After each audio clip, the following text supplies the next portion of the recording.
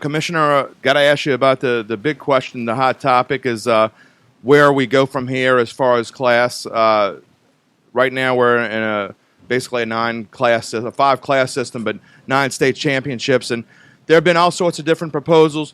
Where do you foresee the negotiations on this in the next year? Do you think it'll be settled within the next year? I think it's going to be settled within the next year. We put together a metropolitan and non-metropolitan proposal that we're going to continue to explain to those individuals. I think that people that don't understand it, don't want it, if you will. I think it's our job to educate those. But the bottom line is, when I was asked, to enforce the rules and enforce the rules, was told that we have we need to equal a level the playing field in this process. We're going to do that because we went back and did our research. And over the course of the years, the majority of our championships have been being won by schools, regardless of the school population, by classification numbers of enrollment. Those schools that have the population in which they set, meaning the actual general population of the individuals who they can pull from, the families they can pull from, were dominating. So it really wasn't a private school, public school issue. When we got down to it, it became a metropolitan and non-metropolitan issue. So we're able to sort that out, percentages, and work cooperatively with numerous rubrics to prove where now. Right now, what we have, which was a portion of why we have the split, was more a 2A. Right. We have 100 plus or 100 some odd 2A schools. We resolved the issues with the 2A. This solves the problem with the 2A.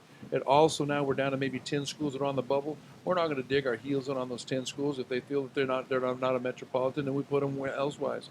But other than that, we're just going to work through the process. But we're going to, the board, our board, the executive committee, authorized us to move forward for a 1-year pilot to get everybody back together on this specific weekend. And I truly believe when we see how that works, and have another year, if that be the case, to have communication with all the principals, any naysayers, or whoever it might be, and show how it might work.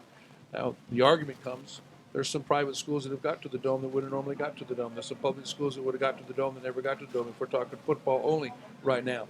But I said it publicly. I understand that football is what it is, but we also have approximately 85, 90,000 participants, and they're not all football players. So we're looking at leaving the districts the way they would be. And at the end of the day, if I was to tell you, I'm not going to change your districts. You can keep your rivalries. You're not going to increase your travel. We're not going to increase your time out of class. At the end of the year, whenever you go to play a championship or start our championship series of progression, you're going to be playing a like community, meaning population, overall population, not school population, yes, because that's what we use for classifications. But you're going to be a school, if you're a school of 300 or a school of 500, and you're sitting in a community of 250,000, you'll be playing another school of 300 or 500 with a population of 250 or thereabove.